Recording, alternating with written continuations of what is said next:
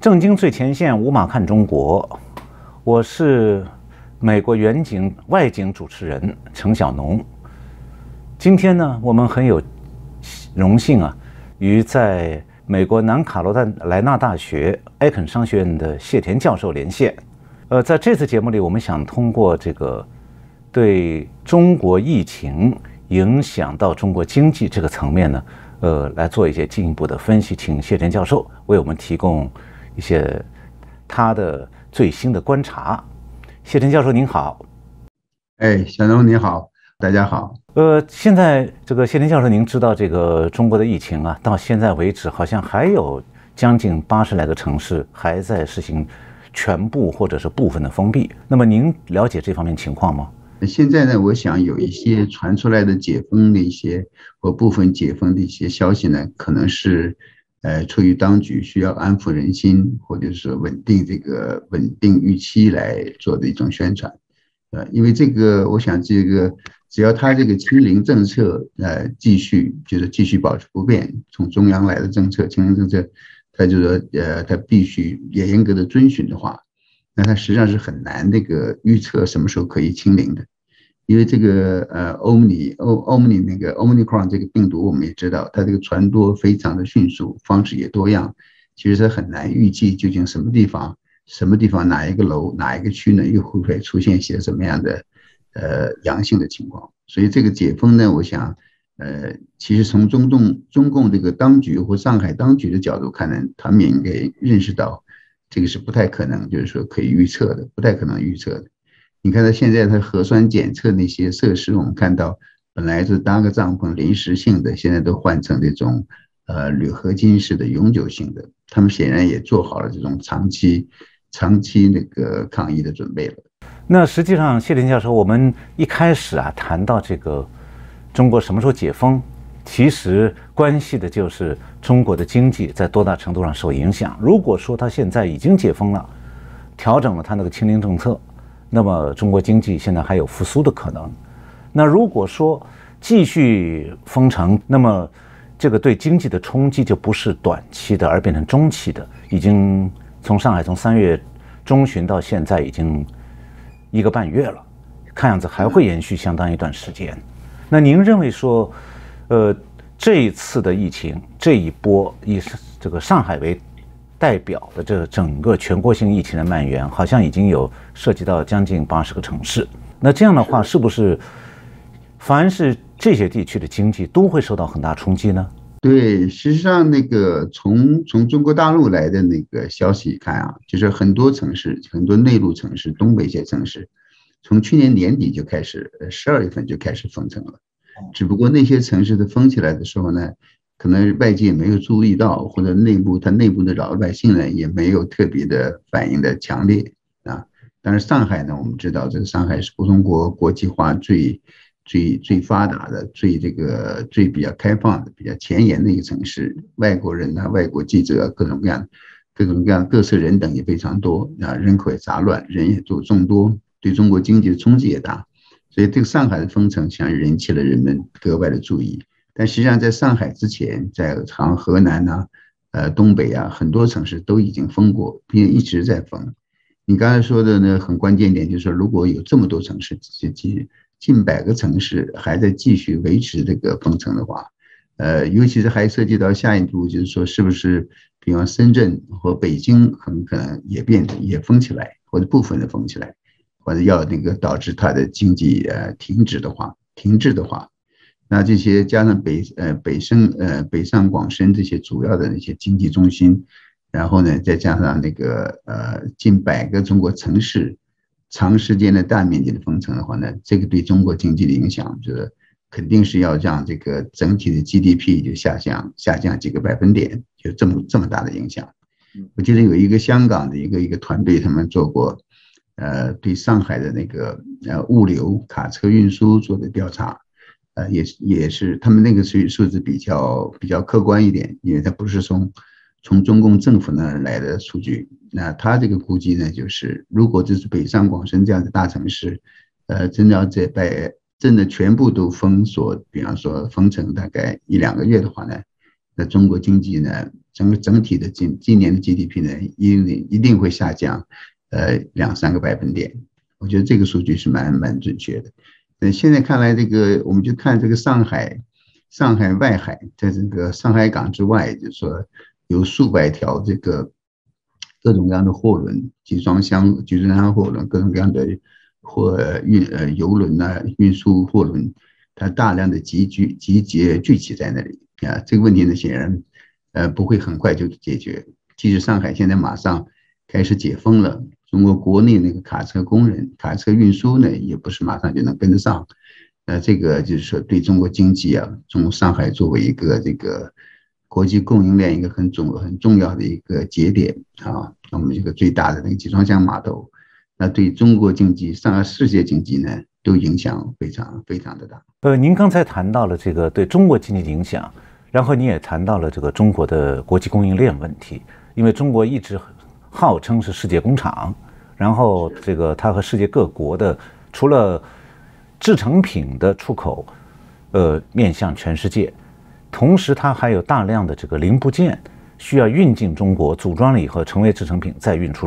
中国到世界各国的市场。您能够给我们大致的介绍一下，就是说中国这个现在在经济全球化这个大背景下，它的全球化供应链对全球经济的影响有些什么样的特点吗？这个我们在谈论这个全球化的过程中呢，我们必须指出一点，就是说这个全球化的过程呢，现在看来呢，全球就是从整个世界来看的话呢，实际上已经受到了一定的打击。我认为通过比方这次这个俄罗斯和乌克兰的战争啊，各国的制裁啊，再加上这些这个全球这个供应链、运输链这个从前年开始的那个受到那些阻断，现在这个国际这个分工体系、国际化的过程，实际上已经多多少少被破坏了或被停滞了啊。但是当然，中国作为世界工厂，它成为这个供应链的一部分呢，这个是从20-30年前就开始了，对吧？现在实际上这个产业链的转移啊，供应链的转移，离开中国这个趋势呢，也在迅速的加剧。我想最近的一个最好的一个例子就是，在越南它接到了欧美的那个订单的数量呢，现在已经超过了那个深圳啊。我们知道这个深圳的长三角是中国这些进出口行业的一个龙头的地区，这个越南超过深圳，这是一个非常那个重要的一个节点，一个关键的一个转折点啊，并且这个趋势显然还会继续啊。我大概一年多2年前了去过越南，就是说跟一些越南的那些一个政府官员啊、智库啊、一些大学的经济教授这些，我们有一个面谈，我给他们有一个讲座，就是说我能感觉到他们实际上是非常密切的在关注这个欧美经济、美国经济对中国经济的影响，对吧？中国怎么样，欧美怎么样向中国开放市场，中国怎么样通过跟欧美的贸易呢，来迅速的提升自己的经济实力、经济力量。而越南呢，实际上它跟中国呢处在一个非常相近的一个状况，就是不管它的劳动力成本、它的政治体制、国家体制，就是说地理位置，实际上都有取代这个中国的那个可能性。他们也拼命的希望能够就是说。即使不是取代中国作为这个供应链的一部分呢，至少它可以从中国分一杯羹，从美欧市场呢获得分得一杯羹。他们也在积极的研讨，努力的去探索这个事情。所以我跟他们演讲的那个之后，他们问的最多的问题呢，就是这个美中贸易战呐，和美国对中国的贸易制裁，这些呢跟对越南会有什么样的影响？那现在看来是，当时我记得他们说那个越南中部那个城市。海防啊，应该是叫海防是吧？它已经开始大面积的，就是说，就像中国当年那个刚刚改革开放的时候，就大面积的整平土地，建立那种外贸保税区啊、出口区啊，或者是这个就是说保税市场啊这些设施呀。现在看来这是2年前的事了。现在看来这些已经见到成效，就是很多这个订单、很多的投资生产呢都已经转移过去了。这个显然还在继续，所以说从上海也好，从珠三角、深圳也好，就是说有一些中国这个原来产品，就是说产品供应链中的环节的一些工厂企业，都已经开始就是说外移啊。但即使这个过程还在继续嘛，当然中国仍然是在生产很多东西，现在还没有外移，还在中国还是在占这个重要的位置。这个重要的位置呢，并不是说有的时候并不是说中国有什么杀手锏呢，或者是有什么就是说别人都替代不了的东西。有的时候就是可能就是一个很简单的器件。大家如果记得这个武汉瘟疫封城刚开始的时候，当时日本的那个汽车厂就停产了，原因就在于就在中国，在武汉那边呢中部地带，有中国生产一个汽车上的一个零部件，我记得好像是跟这个排气系统啊什么就是这些相关的一个不是很重要的零部件，但是中国可以大量的廉价的生产。对日本来说，企业来说，他呢就把中国这个工厂作为一个上游的供应链的一部分，而这个中国这个生产的，一旦武汉一封城，它运不出来，马上这个像日本的企业，他们都是用那个叫 just in time JIT 那个系统，就是说它没有没有这个库存的，它也不要库存，完全依靠各种各样供应链的那个机构公司呢，就是说马上准时送货上门，然后他投入他这个整个这个装配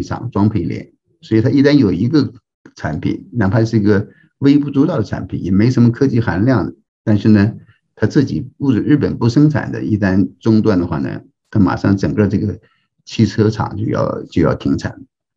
所以上海也好，对中国也好，很多现在仍然有很多这样的产品，就是其他国家不生产的。美国这个对中国的那个，我们知道那个贸易制裁、贸易战有些关税，也涉及到有很多中国的产品呢，是其他国家就是因为各种各样的原因，成本的原因、劳动的原因、环保的原因，它就不生产了，就是依赖于中国。所以这个上海这么一封城，是吧？这些企业呢停产，这个马上就会对全世界的供应链呢，产生巨大的冲击。就比方这个最近我们也看到这个芯片短缺，那个美国的 GM 的话，通用汽车公司，它很多汽车，它的卡车，它都全部生产好了，就差这个芯片。这个芯片插进去，它就可以出厂；但芯片不插进去呢，这车就不能动。这个就是这么严重。所以这个事情的上海这个呢，对世界的影响就在于呢，它生产了很多东西呢，即使是在产值上或者技术上都微不足道，但是因为它就是这么一家，它有个独家的供应，或者是占了世界上很大的份额的话呢，也足以造成整个全球产业链的中断。那现在啊，您谈到的是这个产业链的在中国的这些产品的特点。我们也同时注意到另外一个现象，就是美国的行政当局啊，已经提出来说要这个取消对中国的贸易关税，这实际上是要把川普总统时代对中国施加的贸易关税撤销。好像这个措施目前还没有实施吧？还没有实施。现在就是我们知道，实际上这个拜登政府初期呢，他们说是要对这个川普的制裁关税呢，要继续研究，继续看，是吧？但是我们知道这个中国这个今年年初、去年年底的时候，中国和美国这个第一阶段贸易协议基本上就是2年的那个期限已到。那我们现在看到中共只完成了40%，这个40-50%左右，一半左右。这个时候呢，本来要按照原来川普对中共贸易战的这个做法的话呢，他是应该拿出一些非常严厉的惩罚措施的。实际上就是说，我们知道他这个川普这个2年这个第一阶段贸易协议里边，其实中国这个实施呢，大概接近40-50%呢，其实大部分呢，这些在40-50%的几乎100%都是川普的最后1年完成的。那等到第2年呢，也就是拜登的第1年呢，中共几乎没有任何动作。就是说，中共实际上他是看人下菜或者什么看菜下碟，就是说看人下菜的，对。他实际上是吃准了这个拜登政府可能会无所作为，或者甚至有可能就是取消，所以他实际上是在观望，他在收紧了口袋，他只买了他需要买的一些，比方一些粮食，抢购了一些粮食，其他那些能源呢，很多都没有采购，是吧？那并且这个游说的力量，我们知道美国有很多企业，它是依赖于中国的这个出口的，比方有一些零售型的企业啊，有些那个纺织业的企业，他们是需要这个中国来的产品，而不是纺织鞋啊。纺织业企业实际上他们有些是要抵制的，对吧？就是美国有一些企业，有一些零售的巨头呢，他们需要从中国购买，所以他们一直在游说要取消这个关税。那这两种力量，当然美国一些制造业呢，他们希望这个关税会继续保持或甚至增加。那这种力量较量的结果，我们知道他这个也一直在较量。这个拜登政府呢，我认为拜登政府对中国的政策基本上是失败的，或者是无所作为的，就是说他没有认识到这个中共政权对美国的是一个最大的威胁啊。他把精力集中到比方俄罗斯去了，是吧？他在支持这个乌克兰打仗，希望把这个俄罗斯拖垮。那你这个实际上最大的危害，实际上作为共产主义政权的中国，最后最大的一个共产主义政权，中共的威胁啊，中共对台湾的威胁啊，中共对香港和新疆造成伤害，这种举世皆知。而在对这一点上，我认为这个拜登政府呢，他们实际上是没有认清真正的敌人。所以他在这个贸易战这些措施上呢，他本来有很多原来要取消原来一些豁免呢，他都让他继续保持。然后现在放出这个风声看来呢，是有可能取消的。但是如果真的取消的话呢，中共会就是说完全迅速的恢复他原来对美国贸易的这种不公平的做法，然后会增大美国的对美国的贸易顺差。会真正的又把这个本来就已经开始恢复的美国的一些制造业，可能又比重新给打翻在地，所以这个会对美国经济造成那个非常巨大的伤害。我认为这个我们现在看到，现在在美国这个40年来最高的那个通货膨胀的情况下，美国经济上个季度现在已经陷入衰退，不是衰退，也不能说衰退，陷入下滑，增长是-1.4%。啊，如果这个再进行一个季度的话呢，那就是正式进入衰退啊。我们希望不会看到这一点，因为那样的话，如果那样发生的话呢，美国就会进入这个滞胀，就是说经济停滞，通货膨胀严重。所以呢，现在如果他把对中共的这些贸易制裁这些措施，川普的措施全都取消的话呢，我认为这个美国经济的下滑会加剧。赤字会加大，造成更多的那些产业的那个损失，所以呢，这个滞胀的可能性就会加大。您刚才提到说，这个美国今年这个出现了这个-1.几的这个经济的这个收缩率，那么从这个角度来讲的话，我们就联想到习近平最近有一个说法，说中国一定要超过美国的经济增长。所以我想先请教您啊，这个美国这个-1.几的经济收缩，从这个商业的还有市场的角度来看的话，是有什么重大的冲击造成这样的情况吗？因为此前美国的这个经济成长率相当高，就业率也很满。对，现在这个就业仍然非常好，就是就业的数字呢，失业率都在3%以下，就是说。很多州啊，很多地方啊，都现在找不到人了，就是说这个就业非常好。但是我们必须意识到，它这个充分的就业呢，是由于这个政府的那些刺激。我们知道这个拜登政府呢，先后就是说几万亿美元的那种各种各样的经济刺激放松政策，就是支持政府开支。像最近你看，现在这个乌克兰战争，美国军火业现在是这个。就全幅的开动，就像雷神呐这些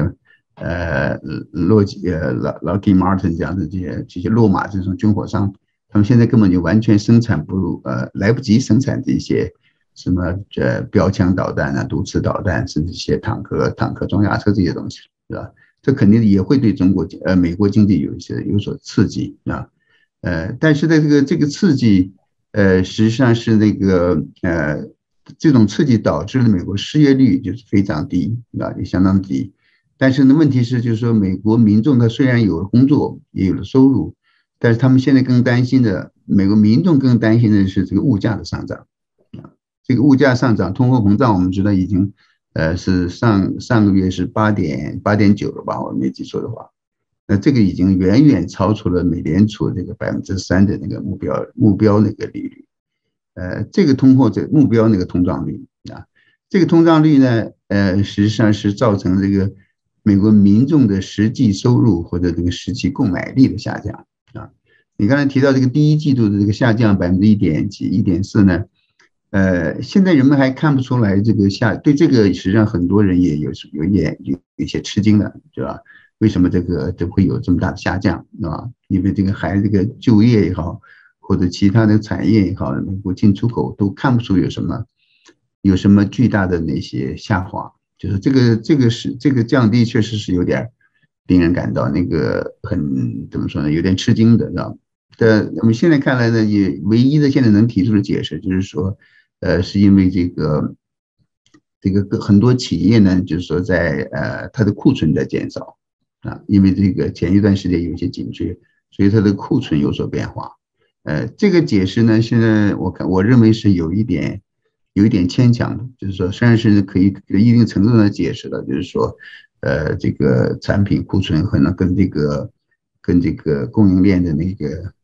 阻断有关系，但是这个呢，如果完全解释这个经济下滑，还是有点勉强。但是我们现在确实也没有什么更好的，我看不出有什么更好的解释的方法啊。所以人们现在很这个迫切的要观察的呢，就是这个4月份啊，4月份和5月份第二季度会怎么样？因为它必须从这个技术上讲，你必须连续2个季度下滑呢，我们才能说美国经济进入衰退。所以现在只是第1个季度，所以我们现在要看4、5月份，大家会非常密切的关注，就是说各种各样的这个购买者指数啊、消费者指数啊，还有这些库存呐，还有这个所有这些指标，是吧？现在看来就是说，你们现在只能说呢，就是说有一些不是那么确定的因素导致经济下滑，但是呢，现在确实没有人可以就是明确的指出呢，就是这个元凶到底是什么，或者是下一个季度会不会继续下滑，这个还很难讲。但是这个通胀的问题，我们看这个大家是公认的话呢，就是说它可能恐怕要继续下去了，并且这个美国的通胀实际上跟这个全世界的国际上的通胀呢，实际上是一起的，就是说全世界的粮食供应的紧张的问题，世界性的通胀，这个跟美国也是同步的。刚才我们在想说，美国的这个经济所谓的负增长啊，实际上是收缩1.4%。这个情况我们暂且假定它是个短期现象。那么，习近平提出来今年经济成长一定要超过美国，你觉得正好我们前面谈到中国的这个防疫措施造成了大规模的封城，然后大部分城市现在都处在这个经济收缩的状态，而且很多行业是处于停顿的状态，就停产了。那么，中国的这种面临停产的局面，对应美国经济收缩，您觉得说哪方面的幅度更大呢？就是对经济的冲击哪方面更大的？这个是个很有趣的问题。首先，我们想说，为什么中共习近平一定要说他要保持中国的经济增长速度要超过美国？因为他就是正好的恰恰就是今年开始呢，他看到这个中国看到了美国经济的那些恢复快速的反弹，失业率降低，是吧？这么美国呢，实际上那个前面几个月，是吧？我们说的经济增长速度还是非常快的，就是说高达5%、6%了，是吧？但是呢，对中共来说呢，它实际上有一个这个跟你刚才提到的，就是说这个防疫政策也相关，就是说中共实际上或者习近平也好呢，他希望要向世界展示，就是说这个疫情呢，只有在中国得到最好的控制是吧？中国它是亲自指挥、亲自操纵、亲自领导，然后呢，中国这个清零政策，让中国呢最快的这个摆脱了这个疫情的为冲击，所以呢，再加上他要维护这个中国作为一个共产党的领导非常有效，在这个在抗疫的问题上非常有效，在恢复经济上也非常有效，并且他也把美国骂的贬的是一无是处啊，说美国这个疫情啊，在宣传中对内的宣传中就是说美国这个疫情一塌糊涂，到处都是那个问题。然后呢，中国还有这个中共是需要甩锅，他需要把这个疫情瘟疫的病毒追溯的问题呢，要甩到国外去。他必须说明我现在是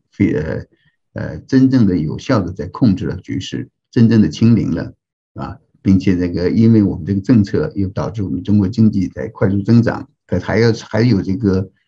吸引外资、吸引西方投资来这个挽救中国，给中共输血，这么一个巨大的一个要求诉求啊。那在这个时候，他没办法容忍，就是说美国居然可以在经济增长速度上超过中国，因为中国毕竟还是一个比较小的发展中国家，而美国作为一个巨大的发达国家，这个经济体量这么大，居然还可以有超过这个中国的那个增长速度，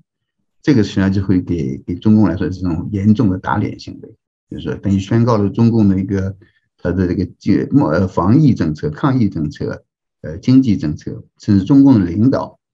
都是不成功的。我想他这个显然是一个严重的一个政治，实际上是一个政治的声明，说明政治的口号需要他这个中国增长速度超过美国。但现在看来，他现在可能就很难从前几个月的美国经济增长这个速度来看的话呢，中共这个实际上是可能要破灭了。但这个季度过去的这个季度，美国的数字可能也给了他希望，是吧？因为我们知道美国突然就是说，出乎意料的现在也开始经济下滑。那对于中共来说，他当然他希望他那个增长率的速度，至少增长率上还继续超越美国，继续成为国际投资的热点。但是当时他也实际上也担心，就是说，万一美国经济真的下滑的话，真的进入衰退的话呢，实际上是对中国来说，它这个出口市场在萎缩，他也不愿意看到这一点。现在我们就看到了一个很有趣的局面，就是当美国经济下滑了这么短一段时间，然后中共突然提出来说他要在经济成长超越美国，而事实上中国现在正处于经济停顿状态。那么接下来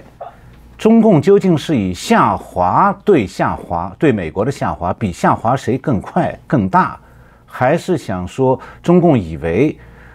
美国经济从此就跟不上中国，然后中国马上能够从疫情造成的这个严重的经济下滑当中这个反弹回来？对这一点好像全世界现在并没有一个比较清晰的、比较有多数共识的看法，是不是这样呢？是，我觉得这个世界呢，对不管是学术界也好，或者华尔街啊、金融界啊、企业界，对中共呢都有不同的非常混合的、复杂的，就是多样的这种看法。这个当然跟中共的宣传、中共的蛊惑有关系。那它实际上，它也会给很多，比方说，西方的企业、西方的银行家呢，给西方华尔街呢，给很多甜头。让他们帮助中国来帮助中国来宣传啊。中国经济对你刚才说的非常准确，就是说中国现在我认为中国经济实际上是真正的在陷入衰退的情况。中共前不久一天之内召开了4个会议啊，中共中央、国务院的，还有什么金融业的约见，就是连续4个相关的会议呢，都是在围绕中国这个经济。围绕中国经济金融面临的问题，还有关于欧美对这个俄罗斯这种制裁，就对美国这个俄罗斯金融制裁会不会延及中共？或一旦美国制裁中国怎么办？中共怎么办？就是他已经意识到，就是他现在面临的严峻的经济挑战。你比方他现在刚刚。中共呢现在要放松了对这个高科技互联网公司的那些那些约束惩罚，对吧？因为我们他看到了，就是说这些互联网科技高科技巨头这个巨头纷纷的开始那个撤退、隐身，对吧？躺平这个互联网企业被中共这个监管砸的现在有点一蹶不振，对吧？纷纷裁人，大面积的裁人，几十万的裁人，是吧？这个对中国经济的影响，显然他是看在眼里，所以他现在又放松了这个打压，希望这些经济回来。中共也看到了中国房地产市场的泡沫破灭，这个中国这个房地产销售现在急剧下滑，最新的一次就上星期的深圳市政府在拍卖土地居然没有一笔成交，就是跟这些民企开发商根本就不买了，对吧？没人去购买土地，每个人都知道这个房地产泡沫要破灭。那作为中共来说，它的中共地方政府来说，它这个最大的财政收入来源要断裂，要断裂所以中共现在实际上他看到美国的升息他实际上呢中共呢现在他不得不降息，就是这个原因。这个中美之间本来有个很大的利差的，这个有助于就中共来吸引外资来去中国投资，而现在因为现在美国的升息，而中共又不得不降息，要那个发放贷款、促进贷款，扶持他的房地产企业，所以这个中美的利差现在越来越小，现在甚至很可能会出现倒挂。那这样对中共来说是一个非常可怕的事情。那就是说，这个资金呢会更快的、加速的离开中国回到美国。这对中国来说，它经济下滑，房地产泡沫破灭，房地产企业这个欠债负债、债还本付息的问题现在得不到解决，现在外资又撤出，所以这个经济现在实际上非常混沌。现在他要想跟美国比的话呢，我想他可能还没那么多心思了。现在中共为最大的心思，第一呢，怎么继续要保持这个清零政策，就在中国共产党的颜面或者习近平的脸面这个问题上，就是说，他不能丢了脸面，不能丢了这个面子的同时呢，要怎么样，就是让这个经济呢不要下滑的太快，这个就是他们最大的挑战。您刚才提到了这个中国的这个实际上的国内局势是相当严峻的，但是最近中共有一个说法，说中国现在在乌克兰战争之后面临极其严峻的国际局势。您觉得它这个国际局势极其严峻，它主要指的是政治层面的还是经济层面的？我认为政治、经济甚至军事层面可能都有因为首先在这个乌克兰问题上呢，实际上从开始，我认为中共就陷入一种两难的境地，他到底是支持乌克兰还是支持俄罗斯？实际上对欧美国家，他们这个选择是很简单的，他一定是支持乌克兰，反对俄罗斯侵略，对有一些比方中亚国家，他们也是印度包括那些以前苏联加盟共和国，对很多那些现在那些都是不表态的国家，像土耳其，他们要么就是说那个不支持俄罗斯或者不加入制裁，就是基本保持中立对中共来说呢，他实际上跟俄罗斯和乌克兰同时保持一个非常好的关系我们知道，他这个中国的一个军火，中国现在这个整个军事工业企业呢，都是乌克兰扶持起来的。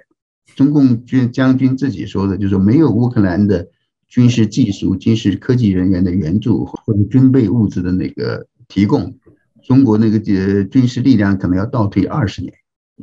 因为那个俄罗斯呢不给中国最好最先进的那些军火，而只给了2流的，而乌克兰呢给中共提供最好的。所以呢，中国也在这个乌克兰有大量的投资，它是一个“一带一路”上的一个最大的非常重要的一个据点。中国也投资了非常多的粮食企业，租用了乌克兰几十万公顷、上百万公顷的土地来生产粮食，很多这些设施这个都在这个乌克兰这个战争中被俄罗斯给摧毁了。就是说，当然同时呢，中共也需要俄罗斯，因为他在对抗美国的时候呢。它需要一个巨大的一个后备的力量支持，他要拉这个普京来跟他一起反美抗美啊，毕竟不管俄罗斯的经济是多么的不那么显眼不起眼，但是他这个军事力量还是让美国忌惮3分，所以对这个俄国和俄罗斯、乌克兰呢，实际上都是中共的好朋友，都是他的伙伴，所以他很难决定支持谁和不支持谁。那当然最后他还必须表态嘛，欧美也在逼着中国，你必须表态，那他只能那个支持那个就是说他必须选择一个的时候呢，他选择了支持俄罗斯，对啊，这是现在这个中共的做法。那如果在乌克兰这个战争结束之后啊，我们不管乌克兰最后会变成什么样的状况，我认为乌克兰很可能最后本来我原来有个预测，认为这个就是4月底呢可能会达成谈判停火。现在看来有很多国家、很多力量呢不希望这个战争结束，是吧？他们在给乌克兰继续提供军火，所以下一步呢，我认为这个最后战争结束的时候呢，很可能会出现乌克兰被分裂的局面，分裂成这个东部的，是吧？顿巴斯和南部。东部的顿巴斯和乌克兰南部被俄罗斯占领，然后呢，西部呢变成更加亲西方，或变成那个跟西方站在一起，就是变成一种分裂的状态。他如果因为不可能达成停火协议的话，也不能谈判成功的话，那他只能保持这个现在的局势。乌克兰也没有力量反攻，把俄罗斯打出去，赶出去，那造成分裂的状态的话呢？那东部呢，当然就在俄罗斯的控制之下。就西部这个新的这个西乌克兰的政府，他不会忘记这个中共对他的背叛，是吧？在这个战争中，他在支持俄罗斯，所以那个乌克兰的重建和那个对中共恐怕很难从中去分一杯羹，是吧？还有一个中共的一些军事的基础，军事的那个军火的来源，乌克兰现在被彻底给摧毁了。所以对中共来说，他面临着巨大的军事装备、军事设备上的压力，对吧？政治上的压力我们当然更清楚了。中共现在支持俄罗斯，导致这个西方会考虑新的对中国的制裁。中共现在担心这个金融制裁呢，现在在似乎提出对策，也是这样啊。经济上也是，我认为这个如果这个乌克兰被分裂，这个战争陷入僵局，西方对这个俄罗斯的制裁恐怕还会继续。他们也意识到，你要真正制裁俄罗斯的话呢，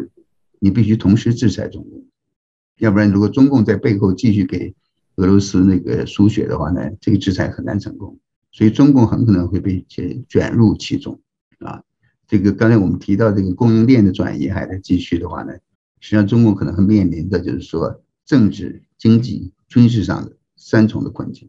我稍微总结一下，给我们观众朋友们一个大致的图像，就是今天谢田教授为我们比较详细的介绍了这个疫情冲击对中国经济的影响，乌克兰战争对中国的外部环境的影响，以及中国和美国贸易关系的变化对中国的影响。我想我的理解如果不错的话，今天谢田教授你给我们介绍的基本上就是中共好像没有好消息，是吧？是没什么好消息。但现在实际上是，我现在当然今天有一个不确定的消息，当然没法解释，说是习近平甚至可能会大权旁落，啊，但不管怎么说，这个可能性都是存在的。所以他现在就是说，实际上他的共产党的统治到整个中国经济这个局势和外部局势，实际上都是非常危险的。你怎么看呢？我基本上同意你的看法，我觉得他好像是找不到什么好消息了，就是他能够把疫情对经济造成的损失，这个尽快的停下来，这一点只能算是他可以找到了差选择里头的最好选择了。他唯一能做的事情是做点补救而已，但除此之外好像真的没有好消息。那对这样一个没有好消息的中国，它将来会对台湾有多大的影响？我想我们今天没有时间再进一步讨论了。希望我们今后有机会邀请谢田教授再一次参加这个节目，为台湾的观众介绍更多的这方面的分析。非常感谢谢田教授，谢谢小农，谢谢大家，再见，再见。